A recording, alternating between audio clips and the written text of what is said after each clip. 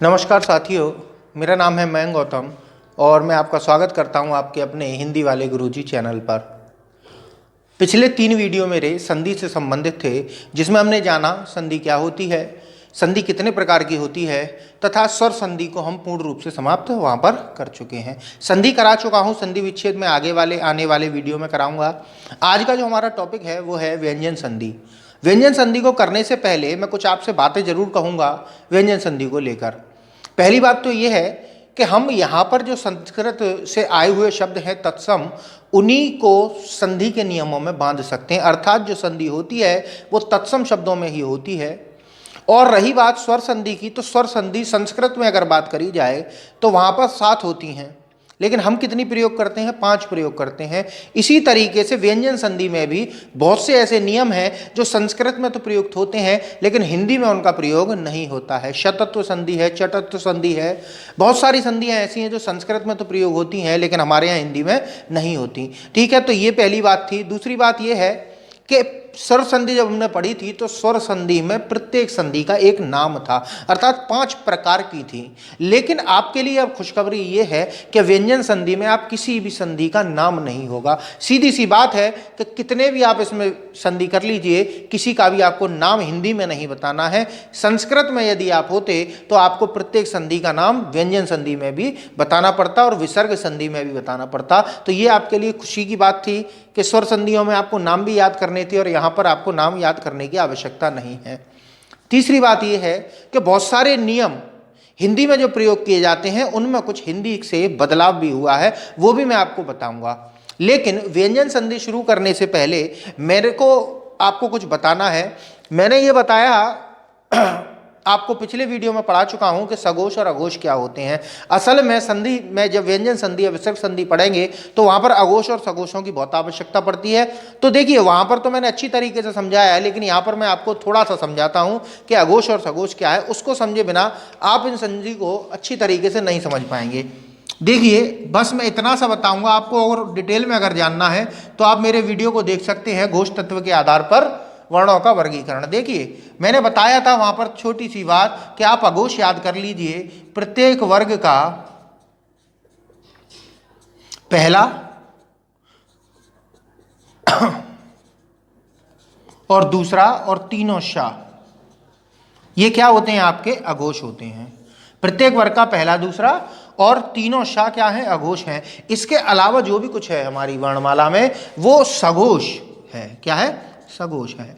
और सघोष की बात करी जाए तो इसको घोष भी बोला जाता है। ठीक है, चलिए, घोष को ही सघोष बोलते हैं। ठीक, तो आप समझ गए होंगे यहां तक कि अघोष क्या है? प्रत्येक वर्ग का पहला, दूसरा और तीनों शाह क्या है? अघोष हैं। और सघोष क्या है? प्रत्येक वर्ग के तीसरे, चौथे, पांचवें सभी स्वर, सभी अंत्यस्थ व्यंजन और हा क्या होते हैं? सघोष होते हैं। ठीक है, चलिए आगे बढ़ते हैं अपने व्यंजन संधि के पाठ की तरफ। ठीक है, ठीक, व्यंजन संधि का जो पहला नियम है वो समझिए। पहला नियम, पहले नियम को शुरू करने से पहले मैं अघोष सघोष के आधार पर ही बात करूंगा। देखिए, नियम नंबर 1, नियम नंबर 1 क्या कहता है कि यदि किसी अघोष से कोई सघोष मिलता है, क्या मिलता है? अघोष से सघोष मिलता है। ठीक है, अघोष से जब सघोष मिलता है, लेकिन एक चीज को छोड़कर, किन को? पंचमाक्षरों को छोड़कर, पंचमाक्षर को छोड़कर। पहला नियम है आपका कि यदि किसी अघोष से सघोष मिलता है तो अघोष अपने वर्ग के तीसरे वर्ण में बदल जाता है। बात समझ में आ रही है आपके? नियम नंबर 1 क्या कह रहा है कि जब किसी अघोष से सघोष मिलता है, किनको छोड़कर? पंचमाक्षर नहीं होना चाहिए सघोष। ठीक है, क्योंकि पंचमाक्षर भी जो होते हैं, यहाँ अड़ा, अड़ा, ना और मा, अंगा, ये 5 क्या होते हैं? आपके पंचमाक्षर होते हैं। इनको छोड़कर यदि किसी अघोष के बाद सघोष आए, चाहे सघोष आपसे मैंने बताया था स्वर हो, चाहे किसी भी वर्ग का तीसरा, चौथा व्यंजन हो या य, र, ल, व हो, ठीक है, तो होगा क्या कि अघोष जो होता है अपने वर्ग के तीसरे में बदल जाता है। असल में तीसरे में क्यों बदलता है? क्योंकि तीसरा उसका सबसे नजदीकी सगोश होता है। यानी कि ये नियम को और अच्छी तरीके से समझिए कि जब अगोश से सगोश मिलता है तो अगोश अपने नजदीकी सगोश में बदल जाता है। चलो देखते हैं इसको, आप उदाहरण के आधार पर बहुत अच्छी तरीके से देखोगे। देखिए सबसे पहला उदाहरण है आपका ऋक धन वेद। ठीक है, क्या है? ऋक धन वेद। अब यहां पर देखिए का के नीचे हलंत लग रहा है। हाँ जी, इधर क्या है? व्यंजन है। इधर किससे शुरुआत हो रही है? व से हो रही है। दोनों तरफ व्यंजन है तो सीधी सी बात है ये व्यंजन संधि का उदाहरण है। ठीक है, चलिए देखते हैं, नियम देखते हैं फॉलो हो रहा है कि नहीं हो रहा है। देखिए जब किसी अघोष के बाद सघोष आता है तो देखिए का अघोष है और वह सघोष है, तो ये जो अघोष का है अपने वर्ग के तीसरे में बदल जाएगा। वर्ग का मतलब जैसे क, ख, ग, घ, अंगा। ठीक है, तो इसका तीसरा कौन सा है? ये। तो किस में बदल जाएगा? क, ग में बदल जाएगा। ठीक है, चलिए रख के देखते हैं। अब यहां देखिए ये का कैसा है? बिना स्वर का है, अर्थात आधा है। तो गा भी कैसा होगा? आधा ही होगा। तो ये क्या बन जाएगा आपका शब्द? ऋग्वेद। इसमें कुछ नहीं है, व्यंजन संधि बहुत आसान है। वहां पर हमें स्वरों का खेल देखना पड़ता है, यहां पर सीधे सीधे होता है। ठीक है, एक उदाहरण और देखते हैं। देखिए अप धन जा। ठीक है, अप धन जा। अब देखिए पा का तीसरा वर्ण कौन सा है? पा फ बा। तो ये क्या बन जाएगा? हाँ जी, अब्ज। ठीक है, यहां तक बात आपकी समझ में आ रही है? ठीक है, मैंने आपको बताया था कि सगोश स्वर भी होते हैं, तो स्वरों पर भी एक उदाहरण देख लेते हैं। देखिए जगत धन ईश। अब इसको और इसको समझिए, यहां पर ये पा आधा था तो बा भी हमने आधा बनाया, पूरा करने के लिए उसको कोई स्वर नहीं मिल रहा था इधर से, इसीलिए वो आधा था। ठीक है, अब यहां देखते हैं जगत धन ईश, ता के बाद स्वर है अर्थात सगोश है, तो तम ता को किस में बदलेंगे? अपने वर्ग के तीसरे में। तो ता को तीसरा क्या होता है? ता था द, तो इसको दा में बदल दीजिए तो आपका क्या बनेगा? जगद। ठीक, लेकिन अभी ये आधा है क्योंकि ये ता आधे में बदलेगा, लेकिन अब ई की मात्रा इसको मिल जाएगी पूरा करने के लिए, तो ये शब्द आपका क्या बनेगा? जगदीश बनेगा। यहां तक बात आपकी समझ में आई? एक और देख लेते हैं, वाक धन ईश। ठीक है, का किस में बदलेगा? गा में बदलेगा। ठीक, बाकी का जो है ऐसा ही लिख दीजिए। अब गा आधा है, अब ई की मात्रा इसको हो जाएगी, इसको पूरा कर देगी तो शब्द बनेगा वागीश। वाक माने वाणी, ईश माने देव। जगत माने जगत, ईश माने देव। जगदीश और वागीश। वागीश का मतलब क्या हुआ? वाणी की देवता है, वाणी के देव। ठीक, तो कौन है वो? सरस्वती जी हैं, उन्हीं का ये पर्यायवाची है। तो ये शब्द क्या बनेगा आपका? वागीश बनेगा। अब मैं वही आपसे हर बार बोलता हूँ, संधियां करते समय बहुत से लोग कहते हैं कि ट्रिकें लगाइए, ट्रिक लगाने पर आपके फेल हो जाएंगे। क्यों? बड़ी की मात्रा देखकर आप इसको लगा सकते हो दीर्घ संधि, लेकिन दीर्घ संधि नहीं है इसमें। कौन सी संधि है आपकी? व्यंजन संधि है। ठीक है, चलिए नियम नंबर 2 की तरफ चलते हैं। नियम नंबर 2 जो है हमारा वो इसी से संबंधित है। नियम नंबर 2 इसी से संबंधित है, जो चीज हम यहां छोड़कर आए थे उसको साथ में लेंगे। ठीक है, तो नियम नंबर 2 है आपका, अघोष से जब पंचमाक्षर मिले। क्या मिले? पंचमाक्षर। ठीक है, बात समझ में आ गई? झला जशो अंत्य सूत्र से बनी है ये संधि, ये संस्कृत का झला जशो अंत्य सूत्र है, उसके आधार पर ये संधि है, लेकिन यहां आपको नाम नहीं याद करने। ठीक है, जसत्व संधि है वहां पर। चलिए, अघोष के बाद में यदि पंचमाक्षर हो तो बस सीधी सी बात, कुछ नहीं है, थोड़ा सा ही अंतर है। देखिए अघोष के बाद सघोष आए, पंचमाक्षर छोड़कर तो अघोष को तीसरे में बदल दो, और यदि अघोष के बाद पंचमाक्षर आ जाए तो अघोष को अपने पांचवें में, किस में बदलेगा? अपने पांचवें। बात समझ में आई? अब मैं पूरी कथा नहीं लिखूंगा बार बार तीसरे वर्ण में। ठीक, तो अपने पांचवें बदल जाता। उदाहरण भी देख लेते हैं। देखिए वाक धन मय। क्या है? वाक धन मय। अगर हम इस का को बदलेंगे, अगर यहाँ पर सघोष होता कोई और तो किस में बदलता है? गा में बदलता, लेकिन यहाँ पर क्या है? पंचमाक्षर है, तो ये का इसके पंचमाक्षर यानी कि अपने पंचमाक्षर में बदल जाएगा, तो ये क्या बन जाएगा? अंगा। ठीक, और जब अंगा का उच्चारण किसी शब्द में किया जाता है तो वो अंग के उच्चारण में आता है, तो ये शब्द बन जाएगा वांगमय। ठीक है, और देख लेते हैं एक और उदाहरण, चित्त धनमय। क्या है? चित्त धन मय। अब इस ता को बदलिए किस में? अपने पांचवें में, तो ता था दा धा ना होता है, तो ये जो शब्द आपका बनेगा वो क्या बनेगा? चिन्मय।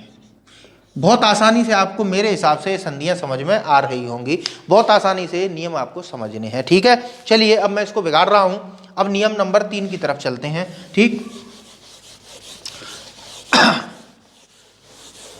हाँ जी, नियम नंबर 3 की तरफ चलने से पहले मैं थोड़ा सा आपको एक चीज बताना चाहता हूं।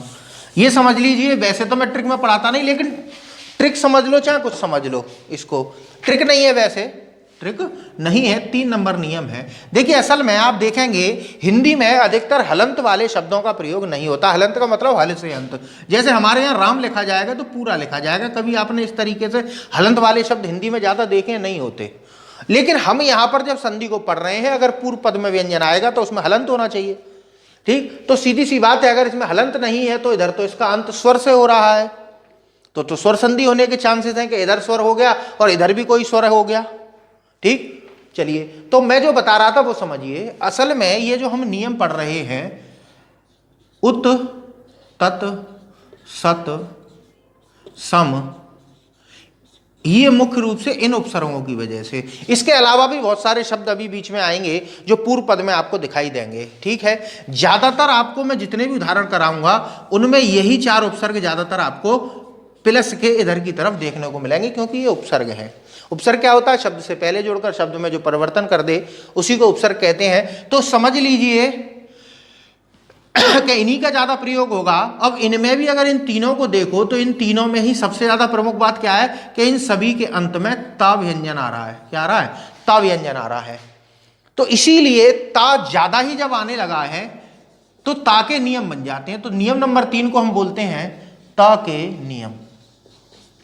ठीक है, चलिए अब इसी नियम को हम थोड़ा सा स्पष्ट करेंगे कि ता के नियम।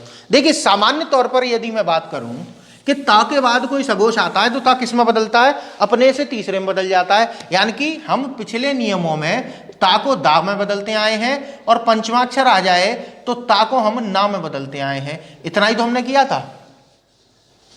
ठीक है, जगत धन ईश जगदीश, ठीक है, चित्त धन मय चिन्मय, तो हमने नाम में भी बदल के देख लिए, दाम में बदल के देख लिए सामान्य तौर पर। लेकिन कुछ विशेष बातें जब आती हैं तो देखिए ता के नियम किस तरीके से लगते हैं। देखिए कैसे, यदि ता के बाद में यदि ता के बाद में जा हो, ठीक है, ला हो, डा हो या डा के साथ में ढा हो, याद ये देखिए। ठीक, तो ता क्या करता है? इन दोनों को मैंने एक साथ क्यों लिखा है वो समझिए। मैंने इसलिए खींच दिया, ये अल्पप्राण है और ये महाप्राण है। तो ये जो डा है इसको डा ही माना जाता है, लेकिन लिखा तो ढा ही जाता है। डा क्यों माना जाता है? इसको ये मान लेते हैं कि ये डा जो है जब हा से मिलता है, किससे? हा से मिलता है, तब ढा बनता है। कुछ लोगों का मानना है। ठीक है, तो सीधी सी बात है कि ता से जब भी मिलेगा तो डा ही मिलेगा। ठीक, तो चलिए इस नियम को अच्छी तरीके से समझते हैं कि यदि ता के बाद में जा आ जाए, ला आ जाए या ड या ढा आ जाए तो ता इन्हीं में बदलेगा। किन में बदलेगा? इन्हीं में बदल जाएगा। ठीक, यानी कि ता के बाद जा होगा तो जा में, ता के बाद ला होगा तो ला में, ता के बाद डा होगा तो डा में, और ता के बाद ढा होगा तब भी डा में। ठीक है, चलो देख लेते हैं एक उदाहरण। देखिए, उत धन ज्वल, ठीक, शब्द मैं लिख ले रहा हूं, उत धन लास, ठीक, उत धन डयन। अब देखिए तीनों शब्दों को आप, उत धन ज्वल। अब देखिए ता के बाद जा आया है तो ये ता किस में बदलेगा? जा में बदल जाएगा। तो शब्द क्या बनेगा? उज्ज्वल। देखिए उज्ज्वल शुद्ध ऐसे लिखा जाता है। ये क्या बनेगा? उल्लास बनेगा। ये क्या बनेगा? उड्डयन बनेगा। संभवतः आपको यहां तक ये नियम अच्छी तरीके से समझ में आया होगा। ठीक है, अब चलिए बात करते हैं इसके नियम नंबर 2 यानी कि ख की, ता का दूसरा नियम। ठीक है, यहां तक तो आपकी बात समझ में आई गई होगी। चलिए देखिए, यदि ता के बाद में हा हो, ता के बाद यदि हा हो तो क्या होता है? इसको संस्कृत के हिसाब से भी समझिए। संस्कृत क्या कहती है कि यदि ता के बाद हा हो तो ता अपने वर्ग के तीसरे में और हा को अपने वर्ग के चौथे में बदल देता है। बात समझिएगा। यानी कि ता के बाद यदि हा आ जाए तो ता अपने आप को तीसरे में और हा को अपने वर्ग के चौथे में बदल देता है। ठीक है, लेकिन हिंदी में क्या ग्रहण किया गया है कि यदि ता के बाद हा आए तो दोनों के स्थान पर दा और धा हो जाता है। ठीक है, इसको और समझिए, ये तो सीधी सी बात हो गई। वहां क्या है कि यदि अघोष के बाद में हा आए, नियम समझिए, संस्कृत का ही नियम अब और विस्तृत तरीके से, कि संस्कृत में क्या है कि अघोष के बाद यदि हा आता है तो अघोष अपने वर्ग के तीसरे में बदलता है और हा को चौथे में बदल देता है। इसको मैं अभी करके भी दिखाऊंगा, देखिएगा, उदाहरण देखने हैं। तो इसको हिंदी के आधार पर ही देखिए कि यदि ता के स्थान पर हा आए तो ता दा में बदलता है और हा धा में बदलता है। या इसको देखिए सीधे सीधे नियम क्या है कि दोनों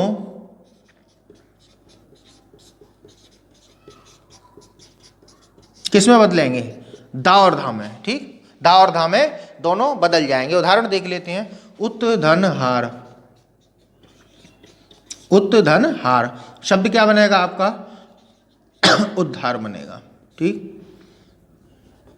तत् धन हित शब्द क्या बनेगा आपका, तद्धित। बात समझ में आ गई, ये सामान्य नियम है। ठीक है, लेकिन संस्कृत के आधार पर भी एक उदाहरण देख लीजिए। देखिए, वाक धन हरि, वाक धन हरि। अब इस का को बदल दीजिए अपने तीसरे में तो क्या हो जाएगा, वाग। ठीक, और हा को बदल दीजिए इसी के चौथे में तो क्या हो जाएगा, घ, भागरी। ठीक है, ये इसका सही शब्द है। तो बात आपकी समझ में यहां तक मेरे हिसाब से आ गई होगी। अब चलते हैं इसके क ख ग नियम पर। ग नियम क्या है कि यदि ता के बाद में शा हो, क्या हो, ता के बाद यदि शा हो तो दोनों, दोनों मतलब ता भी और शा भी, दोनों चा और छा में बदलेंगे। किस में बदलेंगे, चा और छा में बदल जाते हैं। देखिए उदाहरण, देखिए, उत धन श्वास। ठीक है, उत धन श्वास। अब देखिए, ता और शा के बाद, ता के बाद यदि शा होता है तो दोनों चा और छा में बदल जाते हैं। तो शब्द क्या बनेगा, उच्छ्वास। अब जरा यहां देखिए, ये शा पूरा है या आधा है, पूरा है ना, है ना, पूरा है, आधा है। तो ये शा आधा है तो इस छा को भी हम आधा ही करेंगे। दोनों शब्द लिख के दिखा दे रहा हूं, ये शुद्ध अशुद्ध में भी आ जाता है। उच्छ्वास ये शुद्ध है या ये शुद्ध है, तो ये शुद्ध है उच्छ्वास। ठीक है, बात समझ में आई। एक और देख लेते हैं, सत धन शास्त्र, सत धन शास्त्र। अब देखिए, ताको और शा को दोनों में किस में बदल देंगे, चा और छा में, तो क्या हो जाएगा, सच्छास्त्र। अब यहां देखिए, शा पूरा है तो हमने छा पूरा रखा है, यहां छा शा आधा था तो यहां पर भी छा हमारा आधा ही था। ठीक है, तो ये क्या हो गए, आपके तीन नियम ता से संबंधित हो गए। अभी और नियम है। अगर हम यहां तक नियम देखें तो ता के नियम हम सघोषों के साथ ही देख रहे थे। अब हम ता के नियम कुछ अघोषों के साथ में देखते हैं। तो मैं बिगाड़ रहा हूं इसको, जरा देखिएगा।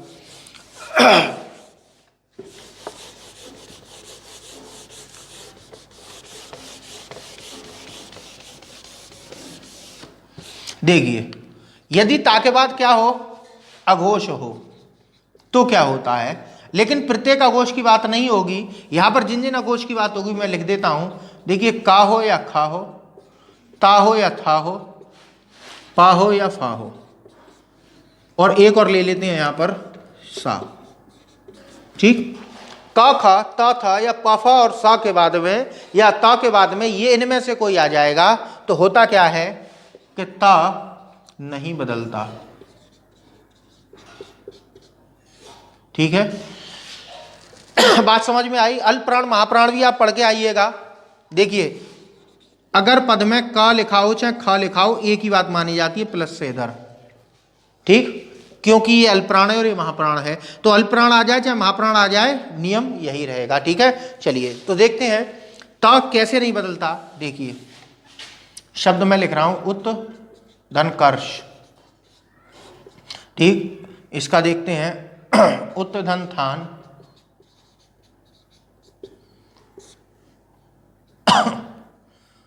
पा का देखते हैं, तत् धन पर, सा का देख लेते हैं, सा का हाँ सत्संग। हाँ जी, देखिए ये मैंने 4 लिख दिए। वैसे उत्थन थान जो है वो स्थान से बना है, वो साका रूप चला जाता है, वो मैं बताऊंगा, वो अलग से मैं आपको नियम कराऊंगा। उत्थन स्थान से है, ठीक है। चलिए देखते हैं उत्थन कर्ष क्या रहेगा आपका। उत्कर्ष, उत्थान क्या होगा इस तरीके से, तत्धन पर और यहां सत्संग, ठीक। यहां देखा आपने, ता अपने ही रूप में रहा, परिवर्तित नहीं हुआ। मैंने आपको पहले ही बताया था कि संस्कृत के सभी नियम हिंदी में नहीं लगेंगे। मैं जो आपको नियम करा रहा हूं कामता प्रसाद गुरु जी की किताब से, वासुदेव नंदन जी की किताब से और हिंदी के व्याकरणाचार्यों की किताब से करा रहा हूं, संस्कृत व्याकरणाचार्यों के हिसाब से नहीं करा रहा। तो करने को मैं अगर संस्कृत के हिसाब से पढ़ाऊंगा तो 3 वीडियो में निपट पाएगी कहानी, और वो नियम आपके हिंदी में लगते भी नहीं हैं और ना कभी आपसे पूछे जाएंगे। तो देखिए, ज्ञान उतना ग्रहण करो जितने की आपको आवश्यकता है। कराने को मैं बहुत कुछ करा सकता हूं आपको। संधि में ही मैं अगर स्वर संधि करा रहा था तो उसमें भी आपको बहुत सारी चीजें करा सकता था। मेरा काम है आपको नियमों को समझाना, नियमों को समझिए अच्छी तरीके से, ठीक है। तो यहां तक बात आपकी समझ में आई, का नियम समझ में आया कि यदि ता के बाद कोई अघोष और अघोष भी कौन से काका, ताथा, पाफा या सा, तो ता अपने ही रूप में रहता है, अर्थात परिवर्तित नहीं होता, ठीक। इसका जो अगला नियम है, चलो इसको खा देख लेते हैं। जो अगला नियम है वो है कि यदि ता के बाद चा हो या छा हो, टा हो या ठा हो, तो चा चा में या टा में, किसमें बदल जाता है, या टा में। यानी कि अगर चाछा होंगे तो चा में बदलेगा, या टाठा होंगे तो टा में बदलेगा, ठीक है। उदाहरण देख लेते हैं। उत धन चारण, ठीक। उत धन छेद, उत धन टीका, ठीक है। उदाहरण देखा आपने। अब देखिए ता के बाद चा होता है तो ता किस में बदल जाता है, चा में बदल जाता है, तो ये क्या हो जाएगा, उच्चारण हो जाएगा, ठीक है। ये क्या हो जाएगा आपका, उच्छेद हो जाएगा। मैंने बताया था महाप्राण, अल्पप्राण और महाप्राण की बात। देखिए चा अल्पप्राण है और छा महाप्राण है, तो अगर प्लस से ये इधर आते हैं तो इस छा को भी चा मानकर हमें व्यवहार करना होता है, ठीक है। चलिए, तो ये किस में बदला, उच्छेद में। उत धन टीका क्या हो जाएगा, उत्टीका, ठीक है। यहां तक बात आपकी समझ में आई होगी, ये दूसरा नियम समझ में आया होगा। चलिए यहां तक हो गए आपके ता के नियम, ठीक है। अब ता के नियम के बाद में आता है आपका नियम नंबर 4 क्या है। देखिए मैं इन सब ता के नियमों को नियम नंबर 3 में रखा। अब नियम नंबर 4 की बात करते हैं। अगला नियम है मां का नियम, ठीक है। क्या है, मां का नियम। बहुत आसान है, ये तो समझ लीजिए कि आपके लिए सोने की चीज होगी कि बस परीक्षा में आ जाए। देखिए मां के बाद में कुछ भी आ जाए, ठीक, स्वर हो या व्यंजन हो, क्या हो, स्वर हो या व्यंजन हो, मां को अनुस्वार में बदल दो। अनुस्वार का मतलब बिंदी में, किसमें बदल दो, अनुस्वार में बदल दो। लेकिन कंडीशन ये है कि देखिए मां का प्रभाव सभी पे पड़ेगा, लेकिन मां के साथ में मां नहीं होना चाहिए, ठीक है। और यदि मां के साथ में मां हो गया तो अनुस्वार में नहीं बदलेगा, ठीक है। तो यहां लिख दीजिए मां को छोड़कर। ये सामान्य सी बात है, उदाहरण देख लेते हैं। देखिए सम धन कल्प, ठीक है, एक शब्द संकल्प हो गया। और देखते हैं सम धन यम, सम धन पूर्ण, सम धन सार। चलिए बात समझ में आ रही है आपके। देखिए इन दोनों उदाहरणों को ध्यान से देखिएगा। इस नियम को मैं थोड़ा अच्छी तरीके से समझाता हूं। वैसे सामान्य तौर पे आप याद रखिए कि मां के बाद में यदि कोई भी व्यंजन आ जाए या कोई भी स्वर आ जाए, मां को तुरंत बिंदी में बदल दो, ठीक है। चलिए देखते हैं। तो इस मां को बदल दीजिए बिंदी में, शब्द क्या बनेगा आपका, संकल्प। क्या बनेगा, संकल्प। ये क्या बनेगा, संयम बनेगा। ये क्या बनेगा, संपूर्ण बनेगा। ये क्या बनेगा, संसार बनेगा। बात सिंपल सी है, ठीक है। इसी तरीके से होता समधन विधान, तो क्या हो जाता, संविधान। देखिए बहुत सिंपल सी बात है, बहुत सिंपल सी बात है। स्वर भी हो चाहे व्यंजन हो, वैसे स्वर कम ही आएंगे, ठीक है। व्यंजन अगर कोई सा भी आ जाए माँ के बाद में, तो माँ को किस में बदल देते हैं, अनुस्वार में बदल देते हैं, ठीक है। अब देखते हैं माँ के बाद में यदि माँ आए तो क्या होता है। तो यदि माँ के बाद में माँ आ जाता है तो माँ परिवर्तित नहीं होता, अर्थात माँ माँ ही रहता है। तो देखिए सम धन मान, क्या होगा शब्द आपका, सम्मान। बात यहां तक समझ में आपके आई होगी, ठीक है। तो माँ का नियम समझ में आया कि माँ के बाद में कोई भी व्यंजन हो, स्वर चाहिए तो मैं स्वर यहां से हटा देता हूं, तो लिख दीजिए कोई भी व्यंजन। कोई भी व्यंजन अगर होता है तो माँ को अनुस्वार में बदल देते हैं, अर्थात बिंदी में बदल देते हैं। तो बात आपकी क्लियर हो गई। अब बात यह आती है कि कुछ पूछते हैं सर जी संकल्प हमने ऐसा भी लिखा देखा है, तो वो भी इसी संधि के आधार पर ही है। असल में इसको आप ज़्यादा गौर मत करना, ये केवल बताने के लिए है, ठीक है। ज़्यादा गौर करोगे तो फिर आपके दिमाग में गड़बड़ हो जाएगी। देखिए जब माँ के बाद में कोई स्पर्श व्यंजन आता है, ये असल में 3 नियम है माँ के, लेकिन मैंने सभी का एक बना दिया है। 3 नियम क्या है कि यदि माँ के बाद में कोई स्पर्श व्यंजन हो तो माँ उस स्पर्श व्यंजन के पंचमाक्षर में बदल जाता है। किस में बदल जाता है, पंचमाक्षर में। तो इसका मतलब ये है कि जो माँ है क्या बन जाएगा, ये बन जाएगा, ठीक। बात समझ में आई। अब पंचमाक्षर, इसमें विचार का नियम लगेगा कि यदि किसी आधे पंचमाक्षर के बाद उसी वर्ग का व्यंजन हो तो उस पंचमाक्षर को हटा के उसके स्थान पर बिंदी लगाई जा सकती है। तो संकल्प को हम ऐसे भी लिख सकते हैं। तो सीधी सी बात, आके तो बात आपकी यहीं आनी है, और जब बात यहीं आनी है तो इस नियम को सीधे समझिए कि माँ के बाद कोई भी व्यंजन आ जाए, माँ को हटाओ बिंदी बनाओ। बात समझ में आई, माँ हटाओ बिंदी लगाओ, माँ हटाओ बिंदी लगाओ। इस नियम को आप समझ गए होंगे। चलिए अब अगले नियम की तरफ चलते हैं। अगला नियम है आपका चागम संधि बोलते हैं जिसको, ठीक, चागम संधि, ठीक। चागम संधि क्यों कहते हैं वो समझिएगा। देखिए यदि स्वर के बाद में छ हो, क्या हो, यदि स्वर के बाद में छ हो तो करना कुछ भी नहीं है, बस इस प्लस को बदल दीजिए चा में। किसमें, चा में। या ऐसे लिखिए कि दोनों के बीच चा आता है, चा आ जाता है। बात समझ में आई आपके, दोनों के बीच में क्या होता है, चा घुसे आता है। तो अब देख लेते हैं कि स्वर के बाद यदि छा हो तो देखिए पहला शब्द है आपका आ धन छादन।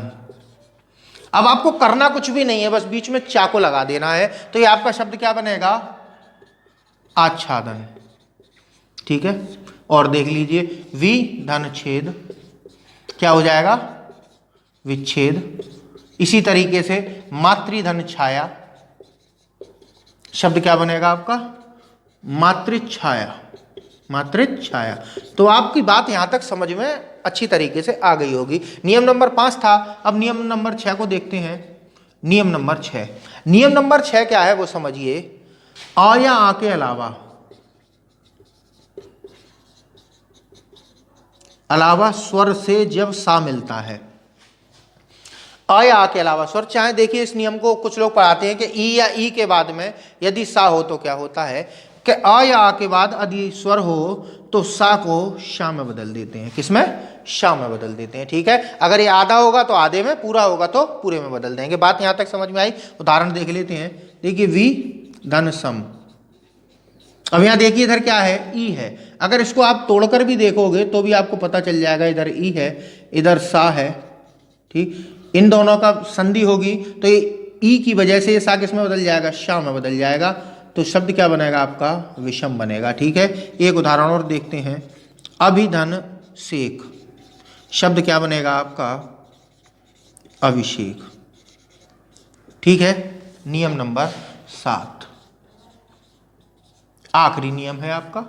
वैसे नियम और भी हैं, ये बहुत महत्वपूर्ण वीडियो है आपके लिए। इसको अगर आपने पढ़ लिया तो आपकी व्यंजन संधि कंप्लीट हो गई। लेकिन एक व्यंजन संधि का वीडियो में और हो सकेगा तो बनाऊंगा जरूर, जिसमें मैं आपको बताऊंगा कि और नियम कौन कौन से हैं जो हिंदी में ग्रहण करे गए हैं, कम मात्रा में, ज़्यादा मात्रा में नहीं। ये आपके मोस्ट इंपोर्टेंट नियम है, परीक्षा में अधिकतर यही आते हैं और हिंदी में ग्रहण भी यही किए गए हैं, ठीक है। चलिए नियम नंबर 7 क्या है।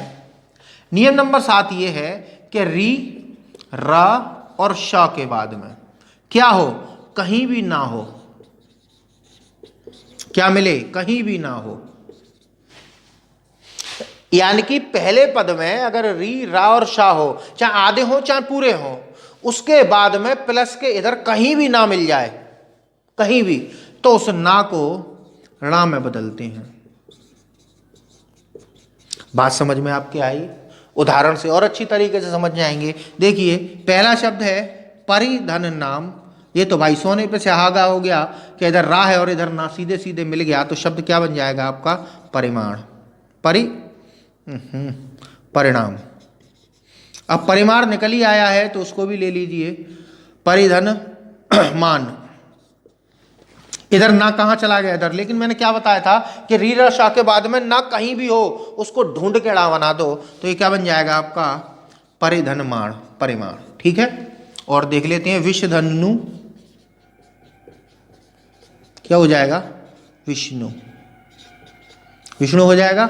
अब कुछ संधियां ऐसी हैं इसमें जिसे हम कह सकते हैं कि वो थोड़ा आपका दिमाग घुमाएंगी, जैसे कि राम धन अयन। क्या है? राम धन अयन। अब इधर देखिए, इधर आ है और इधर भी आ है। अब वर्ण विच्छेद के आधार पर देखिए, यहां पर हलंत नहीं है, इसका मतलब आ है, और इधर भी आ है, यहां हलंत लगा रखा है मैंने। अब जब दोनों तरफ आ है, तो जब दोनों तरफ आ होता है तो कौन सी संधि होती है? दीर्घ होती है। तो मैं वही स्टेप के आधार पर ही करवाऊंगा आपको। देखिए इधर से आ मिला, इधर से भी आ मिला, या और ना को छोड़ दीजिए। अब आ और आ मिलकर क्या हो जाएंगे? बड़ा आ हो जाएगा। इसको इस पे लगाइए, पीछे से जोड़िए, तो शब्द क्या बनेगा? रामाय। अब ना किससे मिल रहा है? अब रा की वजह से ना किस में बदल जाएगा? णा में, तो ये शब्द बनेगा रामायण। ये तो संधि हो गई, लेकिन सवाल आपके सामने ये छोड़ गई कि अब इसमें हम स्वर संधि लगाएं या व्यंजन संधि? बात समझिएगा। देखिए स्वर संधि का नियम भी लग रहा है, व्यंजन संधि का नियम भी लग रहा है, तो हम लगाएंगे कौन सा? तो देखिए सीधी सी बात है, अगर दोनों ऑप्शन में है, दोनों का मतलब दोनों ही पूछिए कि स्वर भी है या व्यंजन भी है या ये दोनों, तो दोनों लगाना है ऑप्शन। यानी कि कहने का मतलब है कि अगर स्वर संधि अकेले पूछ रहा है तो स्वर संधि लगा दो, और अगर व्यंजन संधि अकेले पूछ रहा है तो व्यंजन संधि लगा दो। अब उसने क्या किया? आपको घुमाने के लिए एक ऑप्शन दे दिया स्वर संधि, दूसरा ऑप्शन दे दिया व्यंजन संधि। अब कौन सी लगाओगे? तो मैंने आपको क्या बताया था, पहले शब्द का आखिरी वर्ण जब दूसरे शब्द के पहले वर्ण से मिलता है तब संधि होती है। तो ये नियम किस में फॉलो हो रहा है? तो ये नियम फॉलो हो रहा है दीर्घ के अनुसार। तो इसमें आप दीर्घ संधि के अनुसार स्वर लगाएंगे, व्यंजन तब नहीं लगाएंगे। बात क्लियर हो गई? चलिए और इसी तरीके के कुछ उदाहरण है। देखिए जैसे श्रो धन अन। ठीक है, अब राम की बात, रामायण की बात आई है, तो श्रो धन अन कैसे बच जाए? तो ये अयादि संधि का उदाहरण है। देखिए श्र इधर गया, बचा क्या? ओ, इधर आ और ना। अब ओ और आ मिलकर क्या बन जाएंगे? ये अब बन जाएगा। इसको इससे जोड़ दीजिए, पीछे से जोड़ दीजिए, तो क्या बनेगा? श्रवण बनेगा। क्यों? इस श्रा की वजह से ये ना बनेगा। अब श्रा की बात करी जाए तो ये बना होता है शाह और रा से। अब रा कहाँ है आपका? इसके अंदर समाहित है, और रा से ही हमको लेना देना था, तो क्या बन गया आपका? श्रवण बन गया। इसी तरीके से एक और शब्द है रावण, वो भी बना है इसी तरीके से रोधन अन से। तो बात आपकी यहां तक समझ में आ रही होगी। ये नियम संभवतः आपको समझ में आए होंगे। ठीक है, नहीं समझ में आए हैं तो आप कमेंट बॉक्स के माध्यम से मुझसे बता सकते हैं कि सर ये नियम नहीं समझ में आया, आप व्यंजन संधि का एक और वीडियो बनाइए। अगर आप चाहते हैं व्यंजन संधि का मैं एक भी नियम और कुछ और नियमों को आपके सामने लेकर आऊं, तो कमेंट बॉक्स में आप लिखिएगा जरूर कि सर हमें कुछ और व्यंजन संधि के नियम भी बताइए और अच्छी तरीके से समझाइए। ठीक है, चलिए मैं ज़्यादा आपका समय बर्बाद नहीं करूँगा, चलते हैं और मिलेंगे आपसे जल्दी ही अगले वीडियो में। तब तक के लिए मैं आपसे इजाज़त चाहता हूँ। नमस्कार।